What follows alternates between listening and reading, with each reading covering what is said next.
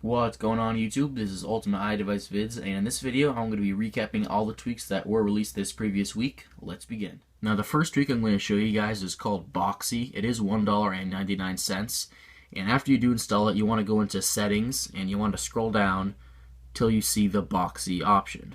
Go in there and make sure the tweak is enabled.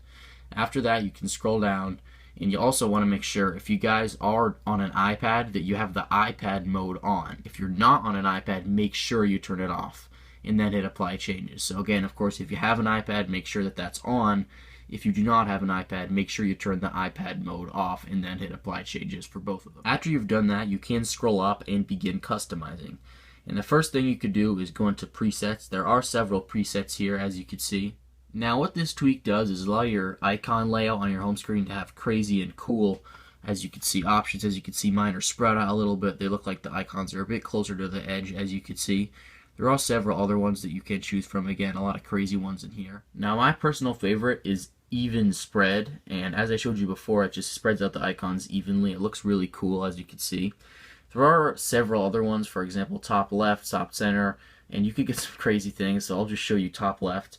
And after you check one of these, you have to go back and hit apply changes, and this will respring your device. And as you can see, that's a pretty crazy arrangement I have here. It's not practical at all, this particular one. It's, there's not really a point to it, but you can get some crazy arrangements in here. Again, my favorite is the even spread, which I am going to change it back to now. Again, you just change it by going into presets and selectors. And then again, you have to go back and hit apply changes in order to apply the settings that you just checked off. But that's not it. If you go back into the settings, there is a user configuration option, which you will get right here, as you can see. And in these blank options, you can actually put in your own number to configure these. Now, in order for that to work, if you have any presets set, you have to actually go in there and make sure user configuration is checked, because if you put in your own numbers, they will not work unless the preset is set to user configuration. And then again, you can just put in numbers here and configure each of these settings to however you like. Now, if you guys actually mess up your icon layout so bad with your own configuration, obviously with those numbers, if you mess it up, if you put in the wrong numbers in the wrong spots, I'm sure you will do it one time or another if you use this tweak frequently and you get some insane setup that does not make any sense. Do not worry, you're not stuck. You can always go back into the settings, but you can see my settings app is nowhere to be found because the icon layout is messed up. Now, there are two ways to get around this very easily. You just double tap the home button. In your settings is in your multitasking. You could launch it here, and from here you can actually go down into the Boxy settings and disable the tweak or change the numbers.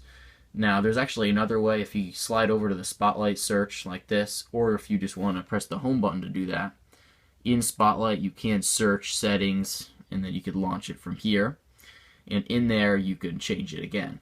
So if you get stuck, don't panic, just use either of those ways, and then again you could just disable the tweak or change these numbers here to something that would make sense. And if you just don't want to mess with the numbers, just delete all the numbers and use one of the presets. And of course, after that, make sure you apply your changes and you will be all set. Your icons will be back to normal and you will not have a strange layout anymore. That's just how you fix that if you do run into any problems with the user configuration option. Now, of course, all of those settings are also available on the iPad in the settings for Boxy. If you go down to the bottom, of course, you can do the same thing, the iPad presets, all the same options here if you have an iPad. And of course, you want to make sure iPad mode is on if you are doing that, and then apply changes. And you could also actually control whether your icon labels are visible or invisible, also the page control visible. And if you guys don't know what that is, on the home screen there's usually two dots here that indicate which springboard or home screen page you're on. And if I actually show you on my iPhone 5S, as you can see at the bottom of my screen, I do have these two dots right here, and if I change home screen pages, as you can see, they do change with it, as you can see right there. It just indicates which home screen page you are on, and again, with that tweak, you can actually turn that on and off in the settings right there. And again, that's Boxy. It's $1.99 in Cydia. Go check it out. And the next tweak I'm going to show you guys is called Burst Mode.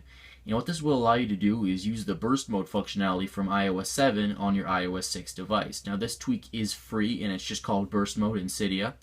And I'm actually going to show you guys first on iOS 7 the Burst Mode feature. If I go into the camera app, this is my iPhone 5S on iOS 7 of course. And if I hold down the shutter button, you will notice, as you can see, I could take tons and tons of photos just like that. It's really good if you want to catch just one frame And again, you could view it as one thing in the camera app. The burst, as you can see right here, it's 15 photos. And again, this tweak is going to allow you to have that functionality on iOS 6 on your jailbroken device, of course. So once you do install it, you just go into Settings, and you scroll down to the bottom, and you find the burst mode setting. If you go in there, make sure it's toggled on, and you want to set these two to the minimum. This is what I recommend. And also turn safe on. And basically what safe is it's going to allow your device to not lag. So if you have a laggy device and you hold down the shutter button to take several photos, it may lag and go ahead. So what you should do is turn that on to make sure your device doesn't lag. And I'll show you what I mean in a second, but first I just wanted to show you how it works right now. So I'm just going to go into the camera app, and then I'm going to hold down the shutter button. So let's do that. So let's hold it down. And as you guys can see, it is taking several photos. And if I release, it'll stop, of course. Now, what the safe is it actually will allow you to take several more photos at once. It's not going to limit itself. However, that will lag up your device. And I'm going to show you what I mean. I'm going to go into the settings, and I'm going to turn that off. And then I'm going to do the same thing again. I'm going to go back in camera and show you what happens this time. So I'll go back in, and I'm just going to hold the button down now. As you can see, it's taking a lot more photos per second. And that's because that mode is off. Now, as you can see, it's going to continue to do this even after I release because my device is lagging. Now, your device will most likely lag if you have that option off, the safe off. So I would recommend you just keep it on just to make sure your device doesn't lag like this. It will eventually stop, but it'll take probably a lot more photos than you're intending. But again, if you're confident that your device is not going to lag, you can try it. Again, you can just try it anyways and turn it off. You're going to end up with a lot more photos than you probably hoped if you have that option off. So I would just recommend you keep that on. And if you go down here, you can disable and enable some certain options right there, some advanced stuff. But I would just recommend you toggle that, as I said, with the safe mode on. But it's a very cool tweak, bringing that functionality from iOS 7 to iOS 6. And also, this is a free tweak.